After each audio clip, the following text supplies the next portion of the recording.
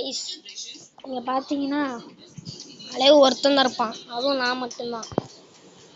இங்க பாத்தீங்கன்னா நான் மட்டும்தான் சுத்திக்கிட்டே இருக்கேன். என்ன நடக்குதுன்னு எனக்கு புரியல. அப்புறம் பாத்தீங்கன்னா பூயா வந்துருக்கு ரொம்ப நேரம் கழிச்சு.